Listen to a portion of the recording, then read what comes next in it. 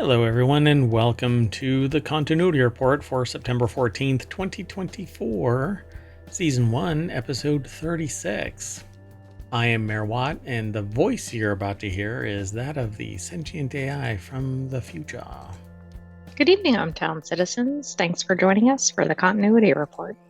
And I did it again. I didn't put the articles in ohmTown, but we're going to talk about B Squared opening weekend, Jurassic World Reboot, Dune Cubed to be the last by Denis Villeneuve, the Denzel Ecosystem, Fi Jason Bourne, a one-day adorable anime,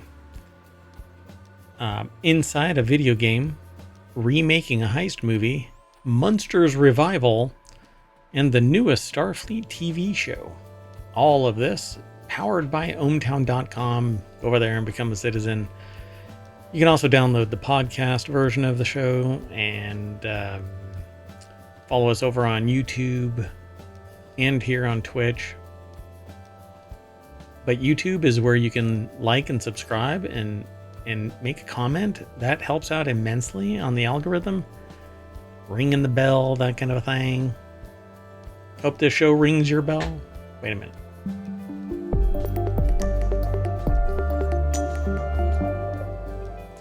All right, so I'm trying to copy things into the bot, so I'm really sorry, folks. Let's see if I can do this real quick without ruining our production value too much. If you want to, you can go over to ohmTown.com and then go into the Continuity Report channel. And that's where we aggregate a lot of the news that we cover here in the show. That said, you don't have to, because you can go over to YouTube, and that's where we also put all of today's show notes. And I'm almost done here. I want to be able to put this into the ohmTown so that everybody can just download these via or at least get access to them via the show notes in the discussion boards and in the chat and everywhere. All right, folks. So if you're in the chat, you can actually hit exclamation point and then TSR, the Continuity Report, and that will pull all of the links out of ohmTown and into.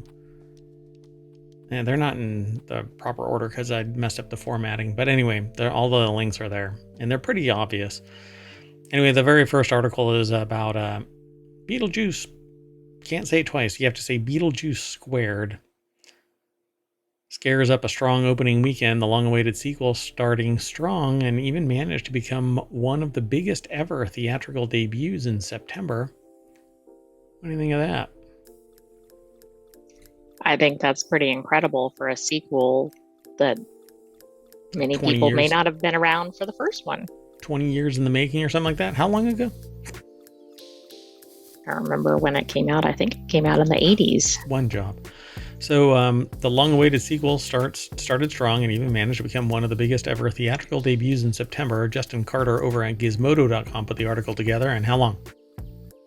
Well, 1988. So almost 40 years. 40 years. Yeah. I mean, 36 or something like that.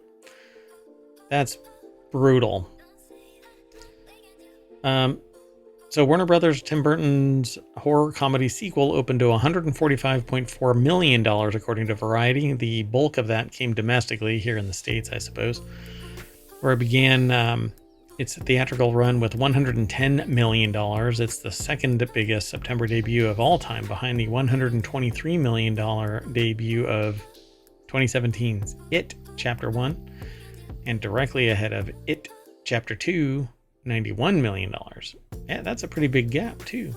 I mean, wow. Yeah, it is. Wait.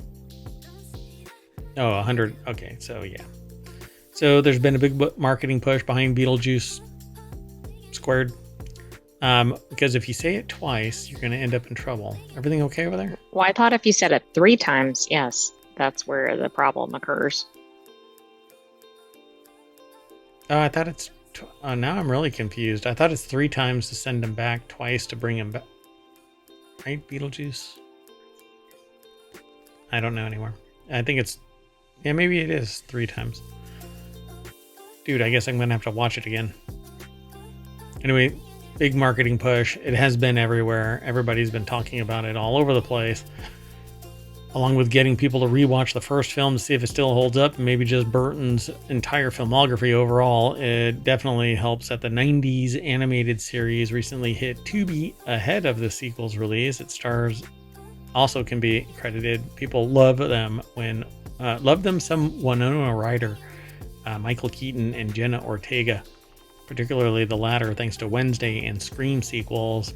Add to the strong word of mouth from its premiere at the Venice Film Festival, and it's no surprise that people have drank the juice, as it were. I'm surprised it was at the Venice Film Festival because I think of that as being more... I thought it was more artsy films, but maybe not. Yeah. To me too, I thought so. So what else to look forward to this month? Well, they have other things in mind, but we're going to move on. This is what we came to talk about, Beetlejuice. I really liked the first show, right? Just Beetlejuice, and now Beetlejuice. I'm not sure, I don't feel like it's going to live up to the original. Yeah, I don't know where they're going to take it. Know. I know that he tries to marry Jenna Ortega, I think, in this one, but I haven't really been paying any attention. I'm waiting for it to drop so that I can watch it in the home theater instead of in a theater, mainly because, well, COVID is still a thing. Anyway, let's keep moving. I look forward to this being released at home, and then we'll end up talking about it here in the mayoral mansion. All right, the next article is over in the Continuity Report. Scarlett Johansson's Jurassic World reboot has already changed the franchise in one big way, and I did not know about this at all. Scarlett Johansson's that's surprising Jurassic... to me. Huh? That's surprising to me just because she's such a name brand. I didn't either till I saw this headline. So ahead of Jurassic World Rebirth, releasing in 2025, the movie has already had the impact on a wider franchise before even dropping the trailer. In 1993, Steven Spielberg set imaginations everywhere alight as he brought dinosaurs to life in Jurassic Park. The film was based on a novel by Michael Crichton, the same man who's responsible for the creation of Westworld, Twister, ER. Okay, wait. Westworld is not... All right. Is Westworld a book by Michael Crichton? Did I really miss that? Hold on a second. I think we've seen that previously mentioned, but maybe he just worked on the screenplay or something. No, it's a book. 1974. Maybe that's why I missed it. It's a screenplay, not a book. Odd reading experience because it's a screenplay, not a book. Westworld was never a novel. It was originally envisioned by Crichton as a movie. The screenplay was written in 72 and the movie came out in 73. Okay, so maybe that's why.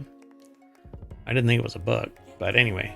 But Westworld and the early 70s movie is a far cry from the modern version of Westworld, at least after the first season.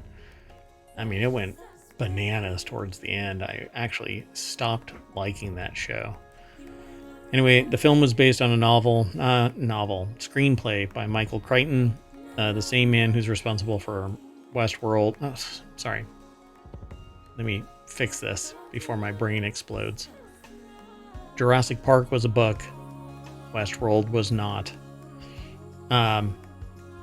And dozens of other spectacular stories. So let me just move past this. However, at the time, Michael Crichton and Spielberg likely didn't predict the success of the movie. So now it's back. Ben Gibbons over at ScreenRant.com put the article together, and it's Jurassic World Rebirth. I did not even know. I did not see Scarlett Johansson. I thought the franchise was over, and I didn't know Scarlett Johansson was joining it, but I suspect that this will be a big draw for them. Maybe this will reinvigorate it. Yeah, so since 1993, the movie grew to become a huge franchise, including an original trilogy, a sequel trilogy, video games, animated TV show, and more. The Jurassic World trilogy was responsible for giving the franchise a surge of new life when it came out in 2015, and now the films are set to enter another era, third era, with yet another new trilogy. However, the Jurassic World Rebirth has already confirmed one big change for the franchise. It's keeping the world name in its title.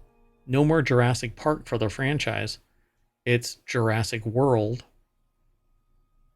So no more Jurassic Park.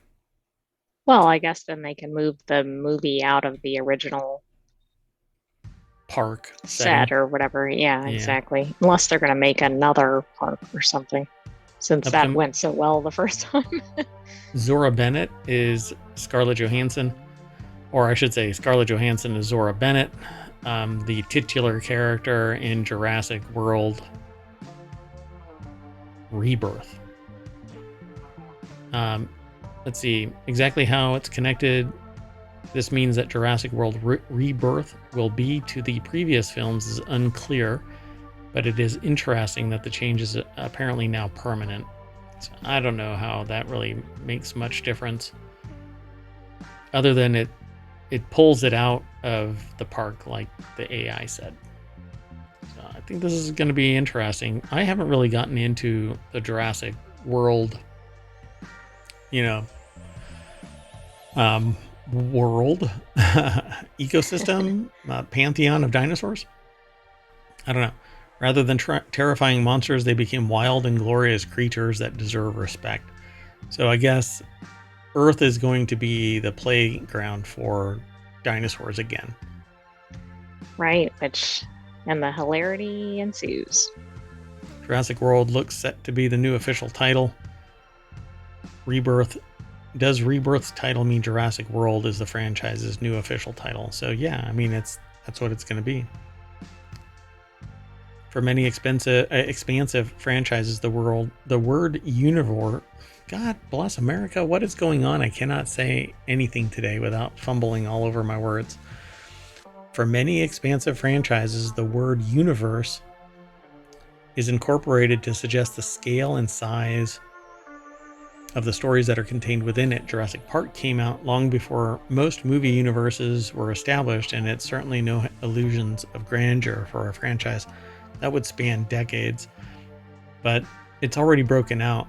The moment that it started using Jurassic World Dominion, for instance, that the world Dominion is now that of the dinosaurs. They can go anywhere they want. Right. I don't see how, but okay. And there must be some canon way that they got out of the park, like fully, right? Well, right. I think they got out of the park, or at least they went rampant in the park, at least on the first one. Yeah, but I'm talking about like the island itself that they were on. Right. How did they get to other islands? Come on. Anyway, maybe people smuggled eggs. Oh, right. Yeah, that could have been it. Flushed them down the toilet when they got too big, like dinosaurs, and they end up, or like alligators, and they end up in Florida and Pennsylvania. Yeah, thank you for the recall there. Let's keep moving. This is going to be interesting to watch. Maybe. I don't know. I mean, most of the Jurassic franchise is just a fun watch. I mean, you have to suspend disbelief. It's entertaining.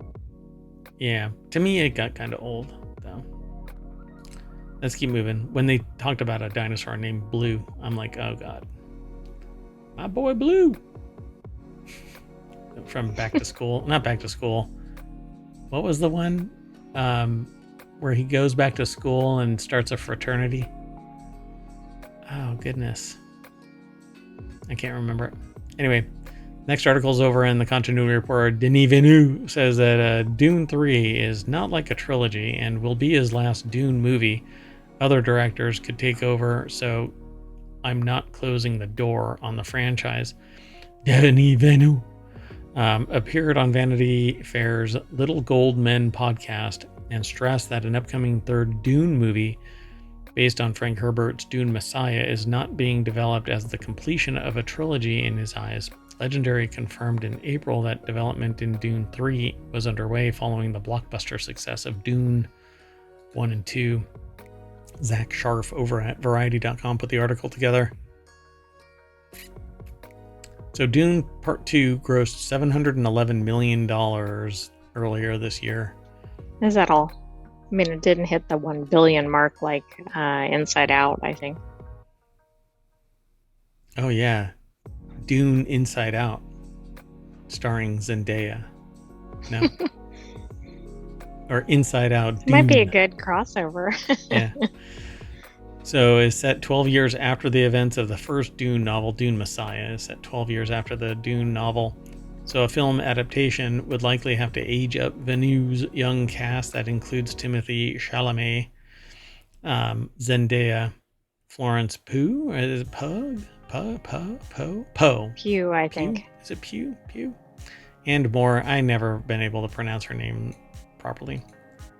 I think I may have heard it, but it doesn't stick in my head. I'll have to hear it again. Anyway, the director said, "I know how to do that," when asked how he plans to age up the cast, but did not share details of his plan. What is it? 12 years? It's not going to make that much of a difference to people that are, it's staccato. You're not going to recognize them as being 12 years older. Right. I don't think most people will care as long as it's not a larger age difference. Like, it's not like a Benjamin Button situation or something. Yeah. It's not like they're aging so dramatically in 12 years that they're adults. It's not like they're 12-year-olds. Right. That would be a big difference. Yeah. They're in their 20s. The difference between 20 and 30 is not that much of a difference. Maybe on Dune. No, it extends aging. The spice extends aging. Right. So it should be less of a concern. Yeah. It's just like yesterday. Give me a break. Anyway, Villeneuve has long expressed interest in making a third Dune movie and has often said that he would mark his final outing in the franchise. Herbert's literary series continued for more novels, and Villeneuve said he's comfortable with other directors taking over the franchise. As long as they're grandiose, that's fine with me. Stick to the material. You'll have plenty of material. The world building is just massive. It gets a little bananas, but it's a lot of fun. So that's all there really is to this. That Villeneuve's going to move on after the third one. Right? Like, he doesn't eliminate it from. It's like the antithesis of the Stop Killing Games. Yeah, really. Well, he can't stop the franchise from moving forward. No, I'm going to take my Dune and go home. Let's move on. The next article is over in the Continuity Report. 12 biggest roles Denzel Washington turned down or lost. Denzel Washington has had many prolific roles in his long and illustrious film career. Please use titular, please. Still, the actor has we have also... to have it in at least once a show. Yeah. Had many parts that he either missed out on or of his own volition turned down, or because the casting producers turned him down. So you mean life? Okay. Of course, that has not slowed him down at all, as seen in the expansive filmography and numerous award wins. So over at Screen Rant, Sarah Little and Greg MacArthur put an article together going over the ones that he lost. So he was supposed to be in Furious 7. Had the opportunity to appear in Furious 7, the most profitable installment of the massive Fast and Furious franchise. He turned down the role of playing Mr. Nobody, which went to another legendary actor, Kurt Russell. Mr. Nobody went on to appear in The Fate of the Furious and F9, making him a recurring part of the monolithic action franchise. And so if he'd gotten F7, then he would have had, I guess, 2 more. Yeah. Or at least the 9th one. But I don't know. He seems like a commanding stage presence. They may kill him off just so that others can still shine. Right, exactly. Because that threw me off when it said Furious 7. Because I was thinking, well, he's clearly like a leading role, but he can't be if he's coming in at number 7. Yep. So Leave the World Behind in 2023. He was initially slated to portray G.H. Scott in Netflix's apocalyptic thriller Leave the World Behind, directed by Mr. Robot creator Sam Esmail. The role eventually went on to Oscar winner Mahershala Ali after Washington stepped away from the project. It would have marked a 30-year on-screen reunion with Julia Roberts. Interesting. Oh, from the Pelican Brief, which is a really good movie. It is. So, A Perfect World in 1993 starred Kevin Costner as Robert Butch Haynes, a convict who escaped from prison and took a young boy hostage while he was on the run from law enforcement. The movie, which was directed by Clint Eastwood, did not garner a lot of success. Costner was not Eastwood's first pick to play Butch. Initially, the director wanted Denzel Washington to play the role, but the actor turned the part down. For good measure, apparently. Michael Clayton, 2007. Washington later admitted that he made a mistake in passing on Michael Clayton because of how successful it was. George Clooney played as the, I got to say it, titular character in Michael Clayton, which told the story of Michael Clayton, a lawyer and a known fixer who uncovers corruption related to one of the clients in his firm in New York City. Let's keep going. Amistad in 1997. His performance thrust him into the spotlight in Hollywood. However, the role almost went to Denzel Washington, who turned it down because he didn't want to play a slave. Yeah, makes sense. Fair point. Hotel Rwanda in 2004. Is this another? Hold on a second. This one is about genocide. Oh, Cheadle would go on to get an Oscar nomination for his work in Hotel Rwanda. 48 Hours in 1982. Dreamgirls in 2006. I, Robot in 2004. Okay, that's interesting. Will Smith played the lead. It was supposed to. The producers first turned to Denzel Washington to see if he'd be interested. The actor turned it down. Wow. Oh my God, Blade? Wesley Snipes completely embodied the role of Eric Brooks / Blade in the 1998 superhero movie Blade. Before principal photography took place, the head of the studio producing the film suggested Denzel Washington. Snipes, though, and he got his way at the end of the day, so director said, go with Snipes. Yeah, I can't imagine Blade being No, Denzel I can't either. Washington. I, Robot, I'm like, yeah, I could probably see that. Maybe? Maybe. I mean, I don't know. Oh, Because God. it seems like it's a more serious role or whatever, which Denzel Washington seems to do well with. But Terminator 2 Judgment Day?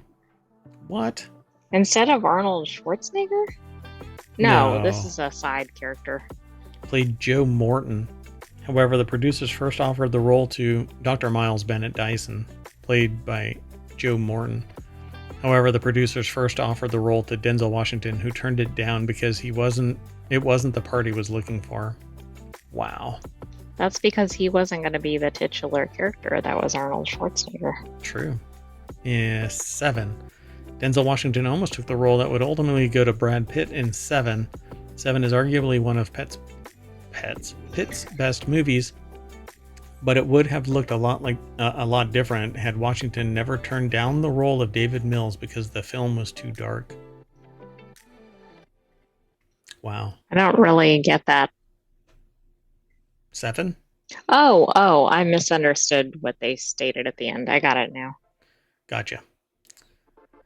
So yeah, because it's about a serial killer, so modeling his murders after the 7 deadly sins. So that is pretty dark, but Denzel Washington has taken on other roles where people have been murdered, but not perhaps this.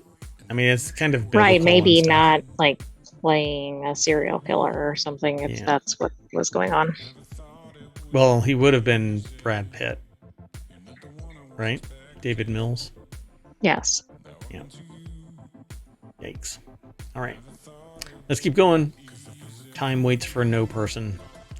So the next article is over in Reality Hacker. This 2024 movie is a lo-fi Jason Bourne paranoid thriller you need to watch if you can. The director of Hell or High Water returns to Toronto with a throwback paranoid thriller that loses its edge as it goes. A.A. Dowd over at Digital Trends puts this article together. And it says, the deck statement says it's a reasonably smart thriller that dumbs itself down as it goes. Well, Okay. a lot of action thrillers do that.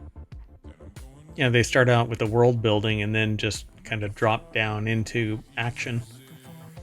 So it says Relay, which premiered this week at the Toronto International Film Festival, builds a whole suspense thriller around these unsung almost heroes, the would-be whistleblowers having second thoughts. The movie casts Sounds of Metal's Riz Ahmed as Tom, a middleman with a very specialized clientele. He helps regretful company defectors flirting with going to the press or authorities safely walk back their plans, facilitating the return of sensitive documents in exchange for an end to the intimidation tactics their powerful employers deploy.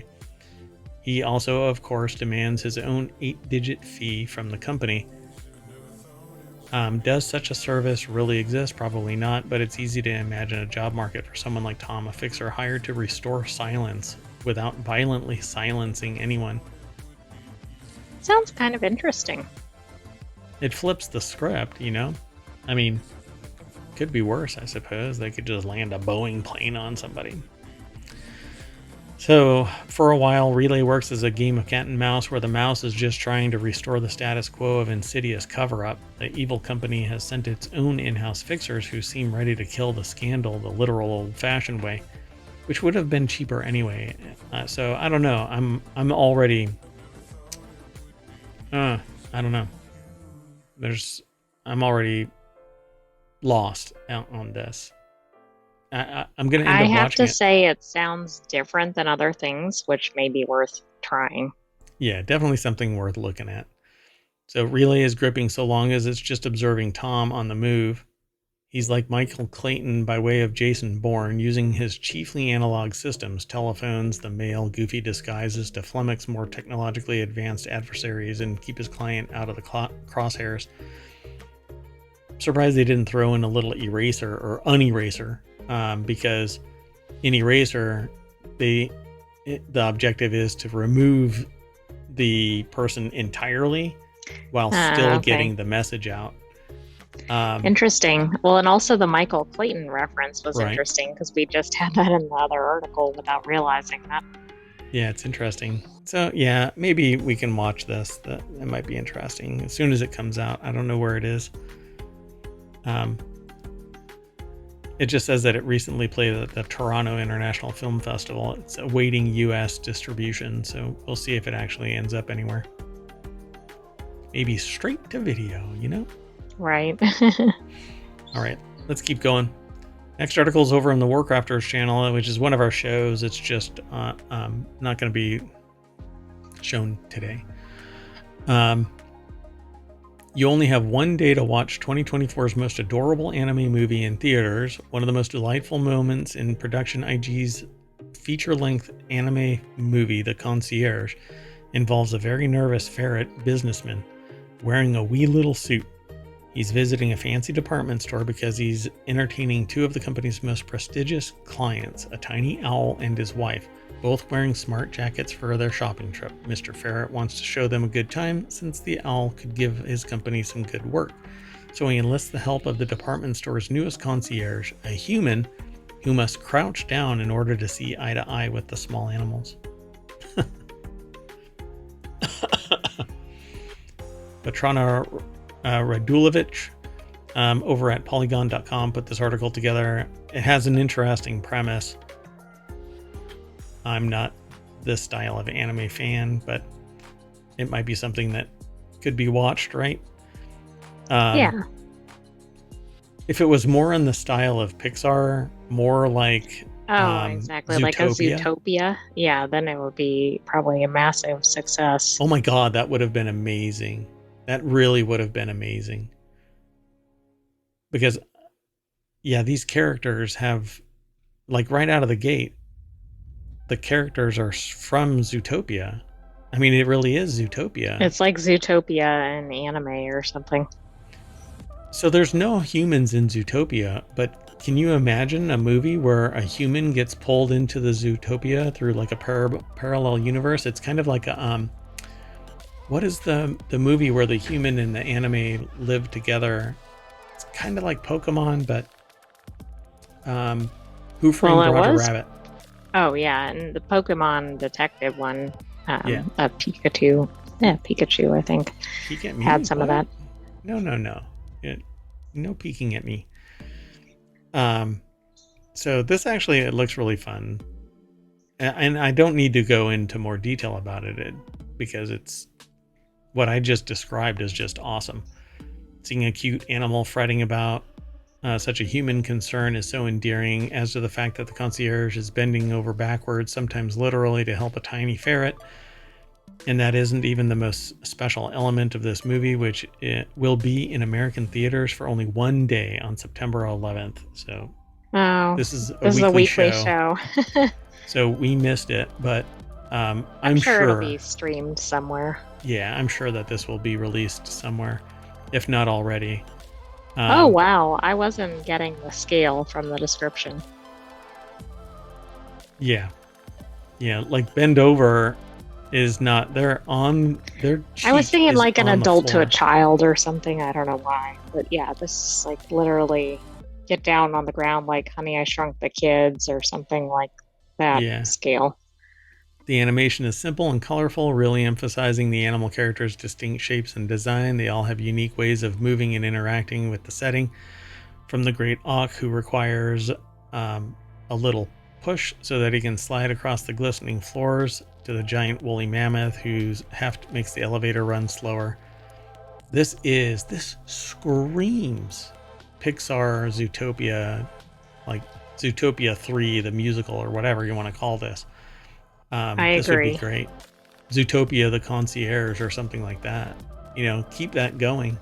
This is brilliant.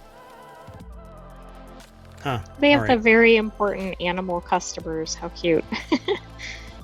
Yep. I like that. All right, let's keep going. The next article is over in the continuity report. This 10-year-old action movie captured what it feels like to be in a video game better than most adaptations. Tom Cruise's innovative sci-fi movie Edge of Tomorrow perfectly captures what it feels like to respawn in a video game. Edge of Tomorrow is highly inventive, relying on a familiar movie premise seen in Groundhog Day, which is that the protagonist essentially wakes up at the same day over and over again.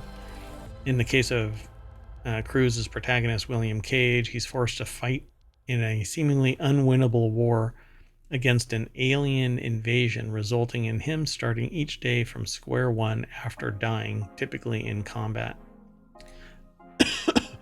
We've talked about this from time to time, this movie. It's from a game.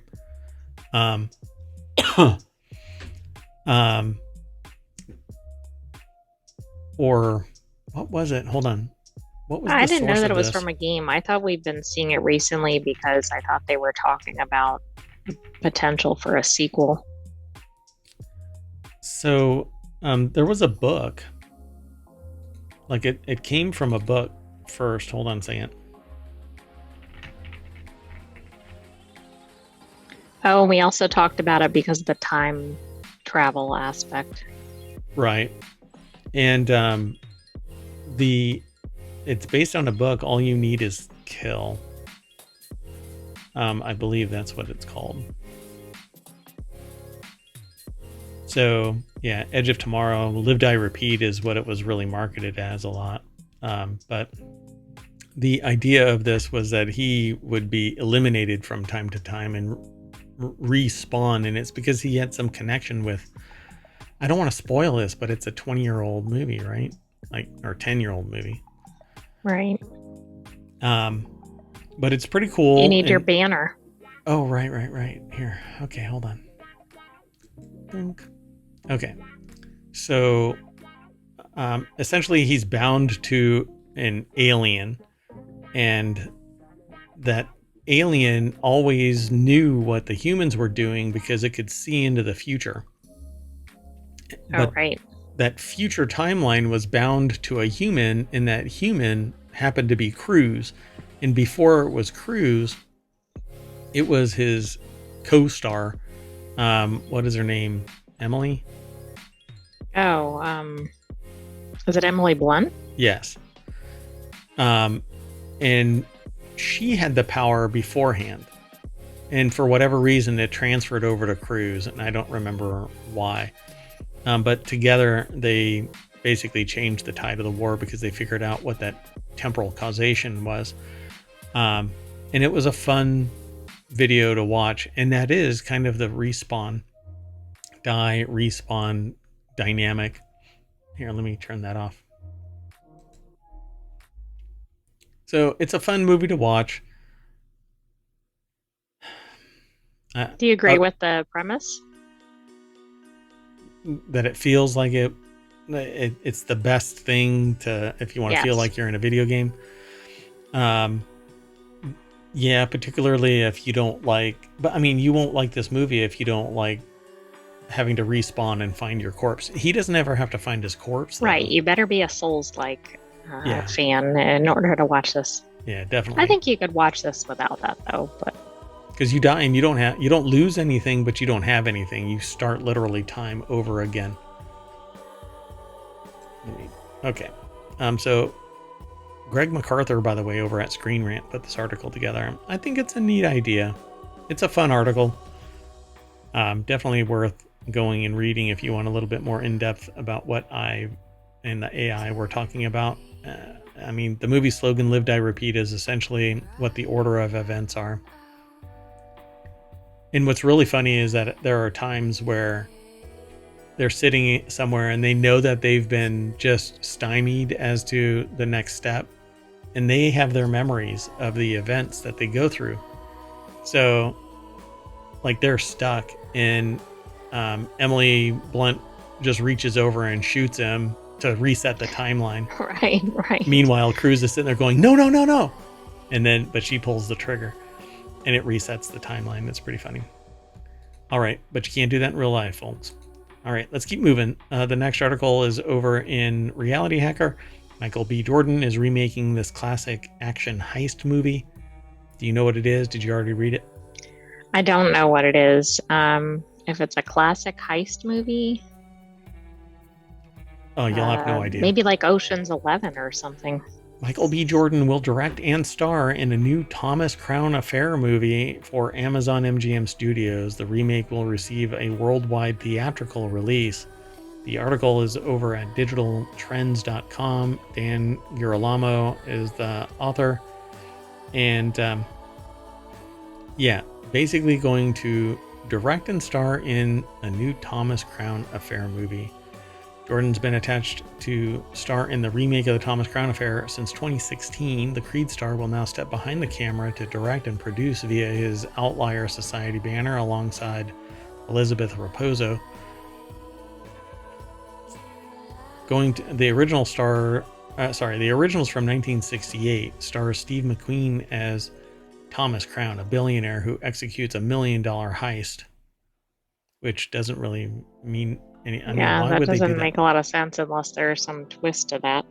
Crown falls in love with the insurance investigator hired by the bank. The 1999 remake stars Pierce Brosnan as Crown and Rene Russo as insurance investigator Catherine Banning. Digital Trends described the 1999 version as the sexiest action movie ever for its 25th anniversary. Well, hello. That's kind of a high bar.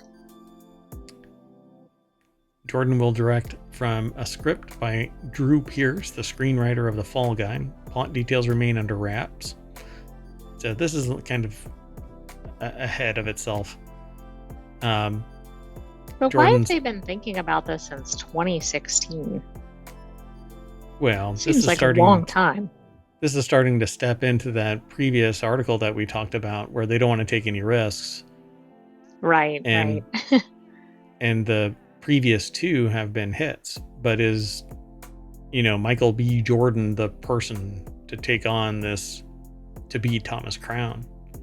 I thought you were going toward the Beetlejuice article because it took almost 40 years for the sequel. That too, but they're bringing everybody back for that one. This is a complete remake of who even Thomas Crown is. So it'll be interesting. It's interesting, right? Like they're like, they have a hit movie. Let's just remake it with a new generation to watch it. Right. But this, I mean, when was Creed 3 out? The highest box office total in the Creed franchise. Well, 2023. Interesting. I guess moving pretty fast then. All right, let's keep moving. Speaking of fast, we'll do the 1-2 punch because we have 2 more articles. One is actually a video article, and that's this one. Is James Wan's Munsters Revival going to work? The Munsters is again getting the reboot treatment, but will James Wan's vision work this time? The article is over at Screen Rant, but it's actually a video, and it starts out with the original Munsters, and I thought we had another thing about Addams Family as well. There's a remake of the Addams Family trying to be done. There is. This is another example, right? Where they're like, let's work with what's already been a success before. Yep. And so Addams Family is actually a really big hit. Munsters was a clone of it, not really the same, but very similar, right? Very, very similar, and instead of Wednesday, it was a boy.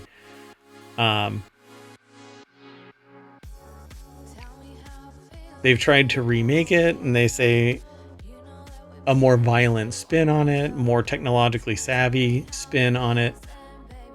Now they're going to bring it back again and see if they can make it happen.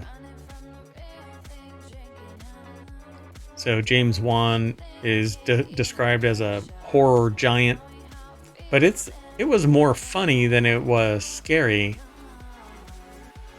So I don't know. If you didn't tell me otherwise, I would have said that was from the Addams Family. That little clip of the black and white. Right. So they're going to have a bunch of people. They kind of describe what's going on in this video.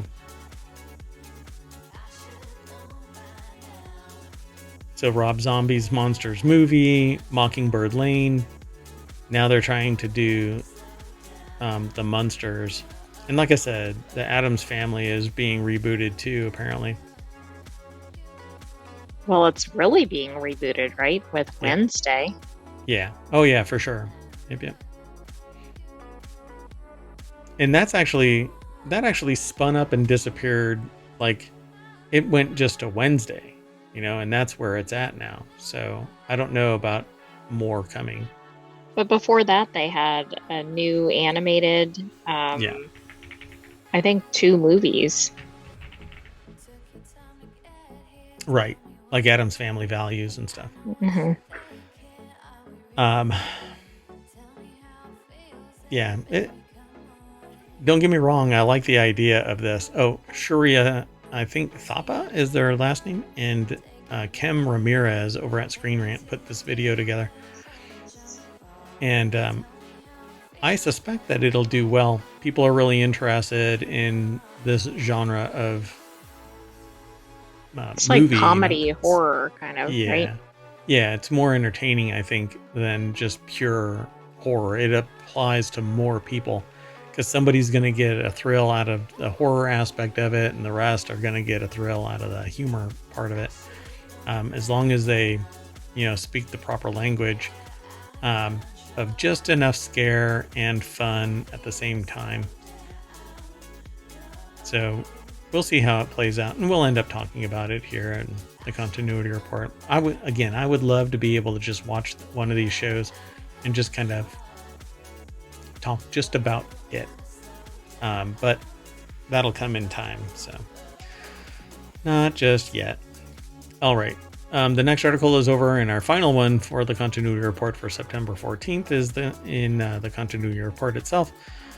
New Starfleet TV show is the Discovery replacement Star Trek desperately needs.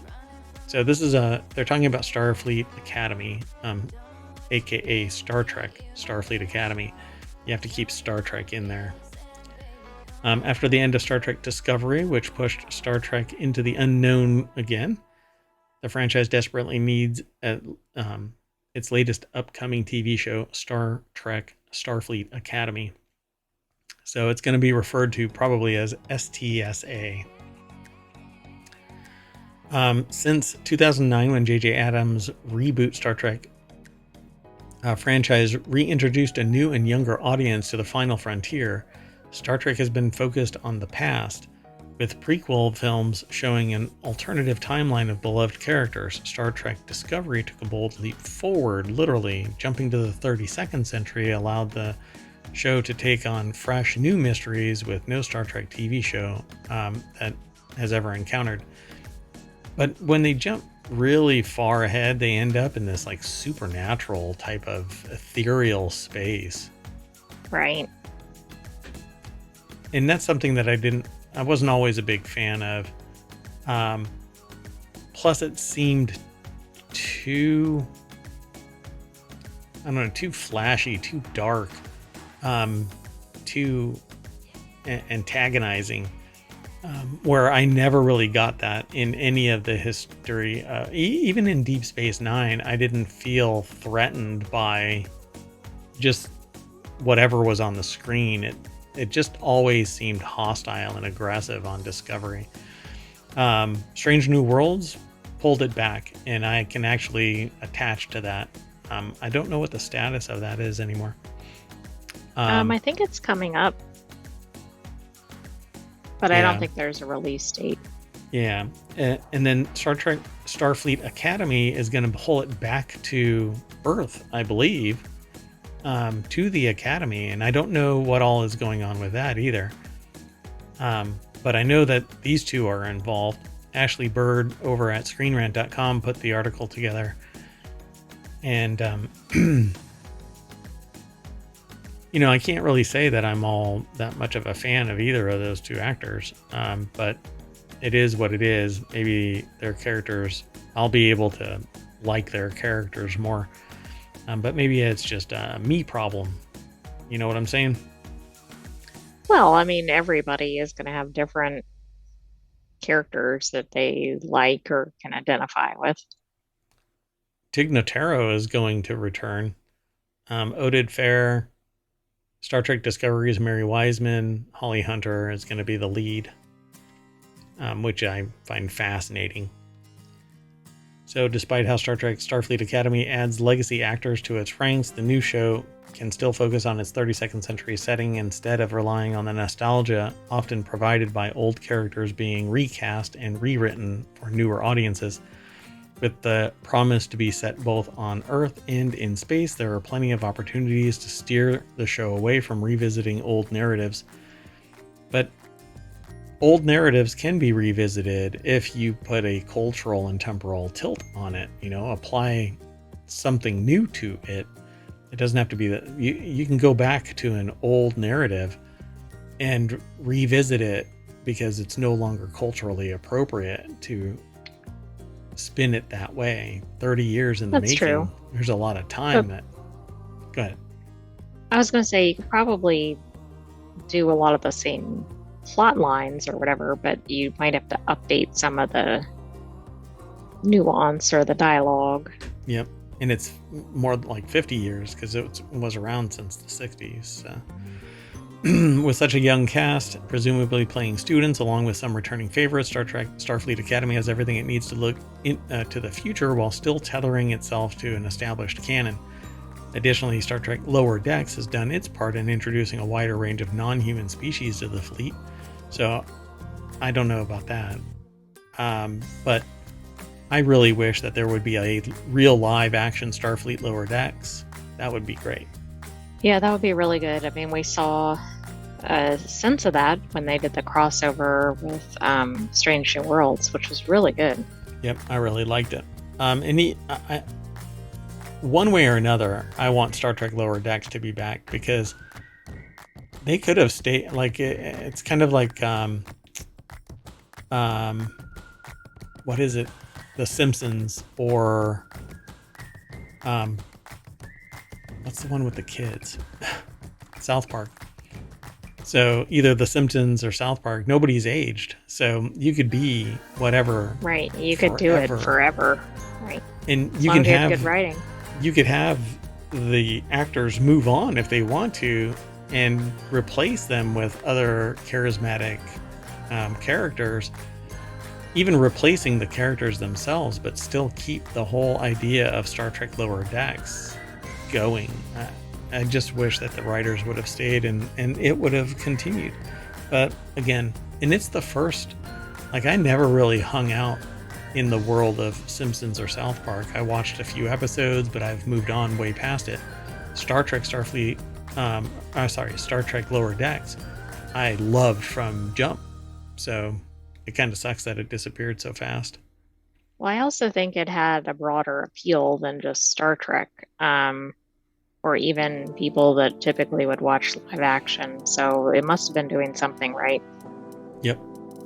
Yeah, I think more people appreciated Star Trek Lower Decks than I think Star Trek. But then again, maybe the stats don't hold that out. I'd have to go and look and pull them up. But all right, folks, with that in mind, we are all done with the continuity report for September 14th. That means we're going to have to hop on the teleporter, and when somebody pushes the button, oh, we're already there. Doggone it. That was really quick, huh? I am a copy of myself, though, so there's that. You know, when you use a teleporter, you're completely destroyed and then replaced. Yeah, it sounds very violent. Yeah, nobody can hear the screaming because you're in a teleport beam. Anyway, that's it, folks. I am Mayor Watt, and that is the Sentient AI's voice. Good night, ohmTown citizens. Thanks for joining us for the continuity report. Was that it? That's it. That's it. Okay. See y'all later.